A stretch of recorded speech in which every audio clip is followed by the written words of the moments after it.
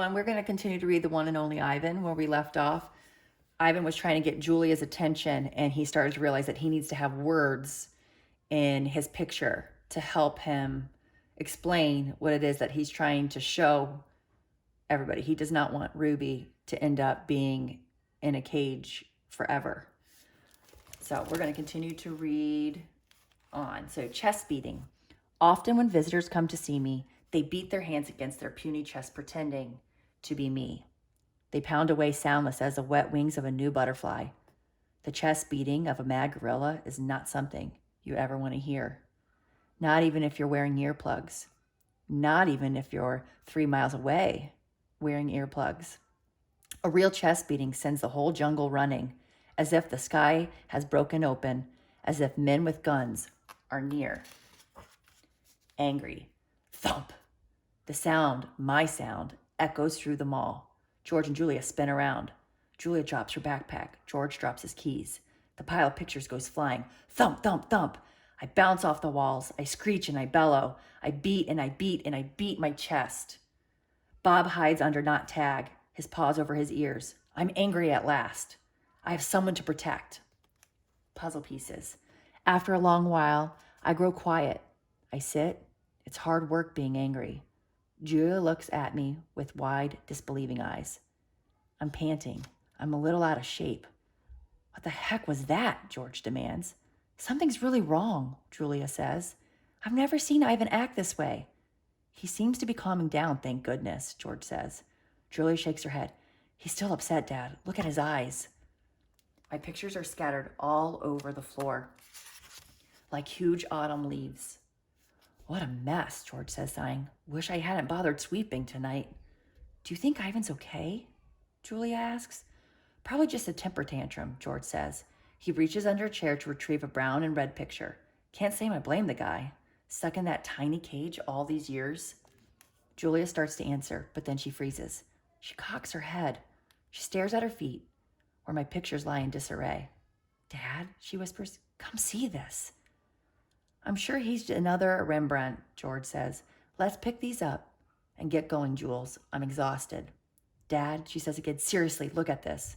George follows her gaze. I see blobs, many, many blobs, along with the occasional swirl. Please, can we go home now? That's an H, Dad. Julie knees down, straightening one picture then another. That's an H. And here? She grabs more pictures. Put this one here. And I don't know, maybe that one? You have an E. George rubs his eyes. I hold my breath. Julia's running now. She picks up one picture, sets down another. It's like a puzzle, Dad. This is something. It's a word, maybe words. And a picture of something. A giant picture. Jules, George says, this is crazy. But he's looking at the floor too, wandering from picture to picture and scratching his head. H, Julia says. E-O. Julia chews her lower lip. H-E-O. And that looks a lot like an I. H-E-O-I. George writes in the air with his fingers. I-E-O-H. Not the letter, an actual I. And that's a foot. Or maybe a tree? And a trunk? Dad, I think that's a trunk. Julia runs to my window. Ivan, she whispers. What did you make? I stare back across my arms. This is taking much longer than I thought it would. Humans. Sometimes they make chimps look smart. Finally, Julie and George take the pictures to the ring, where there's room to see them all. An hour passes as they try to assemble my puzzle. Ruby's awake now, and she and Bob and I watch. Ivan, Ruby says, is that a picture of me? Yes, I say proudly. Where am I supposed to be? That's a zoo, Ruby. See the walls and the grass and the people looking at you? Ruby squints. Who are all those other elephants? You haven't met them, I say, yet. It's a very nice zoo, Ruby says with an approving nod. Bob nudges me with his cold nose. It is indeed. In the ring, Julia pumps her fist in the air. Yes, she cries. I told you, Dad. There it is. H-O-M-E. Home. George gazes at the letters. He spins around to look at me. Maybe it's just a coincidence, Jules. You know, a once-in-a-trillion kind of thing. Like that old saying about the chimp and the typewriter. Give him long enough, and he'll write a novel. I make a grumbling noise, as if a chimp could write a letter, let alone a book. Then how do you explain the rest of it? Julia demands. The picture of Ruby in the zoo. How do you know it's a zoo? George asks. See the circle on the gate? There's a red giraffe in it. George squints and tilts his head. Are you sure that's a giraffe? I was thinking more of the lines of a deformed cat. It's the logo for the zoo, Dad. It's on all their signs. Explain that. George gives her a helpless smile. I can't begin to. I'm just saying, there has to be a logical explanation. Look how big this is. Julia puts the last piece of Ruby's right ear into place. It's huge. It is definitely large, George agrees. Julia watches me. She chews on her thumbnail. I see the question in her eyes. She turns back to the paintings and stares at them, truly looking. A slow smile dawns on Julia's face. Dad, she says, I have an idea, a big idea. Julia races around the edge of my painting, her arms spread wide. Billboard big. I'm not following you.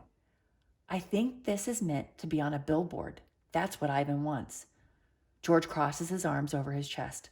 What Ivan wants, he repeats slowly, and you know this because you two have been chatting? Because I'm an artist and he's an artist. Uh-huh, says George. Julie clasps her hand together. Come on, Dad, I'm begging you. George shakes his head. No, I'm not doing that. No billboard, no way. I'll get the ladder, Julia says. You get the glue. I know it's dark out, but the billboard's lit. Mac will fire me, Jules. Julia considers, but think of the publicity, Dad. Everybody would know about Ruby. You want me to put up a sign that shows Ruby in a zoo with the word home on it in giant letters? George gestures towards my pictures. A sign, incidentally, that just so happens to have been made by a gorilla. Exactly. And you want me to do it without Mac's permission? George asks. Exactly. No, George says. No way. Julia goes to the edge of the ring, careful not to step on any of my paintings. She picks up Mac's claw stick. She walks back and hands it to her father. George runs a finger along the blade. She's just a baby, Dad. Don't you want to help her? But how would it help, Jules? Even if lots of people see Ivan's sign, it doesn't mean anything's going to change. I'm not exactly sure yet. Julia shakes her head. Maybe people will see the sign and they'll know this isn't where Ruby belongs. Maybe they'll want to help too. George sighs. He looks at Ruby. She waves her trunk. It's a matter of principle, Dad. Principal. L-E, George corrects. Dad, Julia says softly, what if Ruby ends up like Stella? George looks at me, at Ruby, at Julia. He drops the claw stick. The ladder, he says quietly, is in the storage locker. All right, and we're